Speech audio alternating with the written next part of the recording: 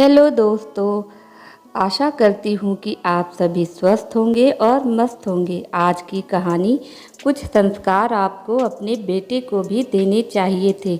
ये क्या बहू, तुम बिना घूंघट किए बाहर से चली आ रही हो। मोहल्ले वाले देखेंगे तो क्या सोचेंगे। हमारी इज्जत की ज़रा भी ख्याल नहीं तुम्हें। हमारे ख़ानदान में बहुएं बिना घूंघट के बाहर नहीं निकलती। कितनी बार समझाया है तुम्हें, पर तुमने तो सास की बात ना मानने की कसम खा रखी है। तुम्हारी माँ ने तुम्हें सिखाया नहीं कि ससुराल में कैसे रहना है। पल्लवी के घर में आते ही सास शोभना जी ने हमेशा की तरह तानों की बौछार शुरू कर दी। पल्लवी की शादी 6 महीने पहले ही निखिल से हुई है। उसकी ससुराल में सास ससुर, एक छोटी नंद पूर्वी और उसके पति निखिल ही थे।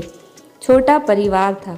ससुराल में पल्लवी के लिए बहू वाले सारे नियम लागू थे। सास तेज स्वभाव की महिला थी। घर में उन्हीं का शासन चलता था।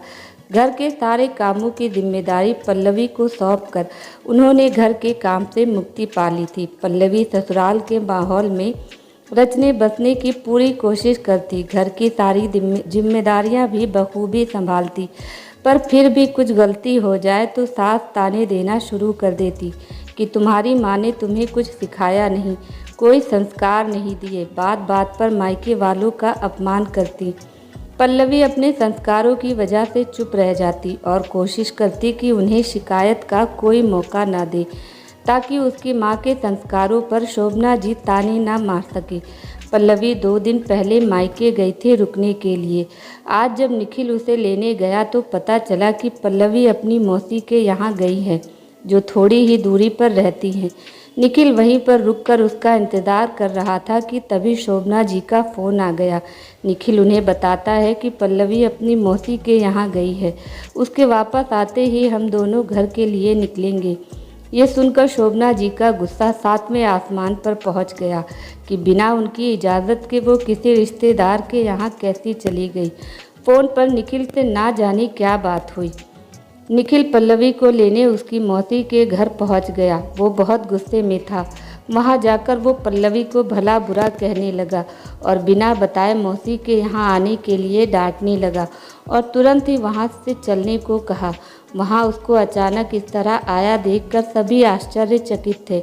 सब ने उसे समझाने की कोशिश की तो उनको भी अपशब्द कहने लगा। बेचारी पल्लवी शर्म और अपमान के कारण आंसू नहीं रुक रहे थे। निखिल उसे लेकर सीधे अपने घर आ गया।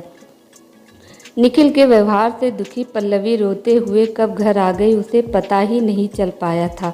उस पर घर पे कदम रखते ही शोभना जी ने उसे फटकारना शुरू कर दिया।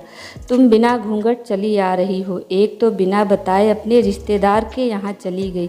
यही सिखाया है तुम्हारी माँ ने तुम्हें। पल्लवी, जो निखिल के बर्ताव से पहले ही क्षुब्ध थी, आते ही सास के ताने सुनकर उसका सब्र का बांध टूट गया। वो बड़ी विनम्रता के साथ बोली, मम्मी जी, मेरी माँ ने मुझे बहुत कुछ सिखाया है और ससुराल में कैसे रहना है आप सिखा ही रही हैं, पर मुझे लगता है कि कुछ संस्कार आपको अपने बेटे को भी देने चाहिए थे कि दामाद होकर ससुराल में किसी के यहाँ बिना बुलाए ना जाए और किसी का अपमान करने का अधिकार तो उन्हें बिल्कुल भी नहीं है, क्योंकि संस्कारों की ज़रूरत सिर्फ बहू को ही नहीं होती। निखिल ने पल्लवी से कहा, तुम माँ से बदतमीज़ी कर रही हो। पल्लवी, मैं माँ से बदतमीज़ी नहीं कर रही, बल्कि उन्हें बता रही हूँ कि जिन संस्कारों की उम्मीद वे अपनी बहू से करती हैं, उनके बेटे में भी वही होने चाहिए। बहू को कैसे रखना चाहिए ये बात तो मम्मी जी हमेशा बताती हैं, पर दामाद को ससुराल में कैसा व्यवहार करना चाहिए ये बात शायद आपको बताना भूल गई हैं मम्मी जी। अगर इज्जत और प्यार देंगे तभी बदले में मान और सम्मान मिलेगा।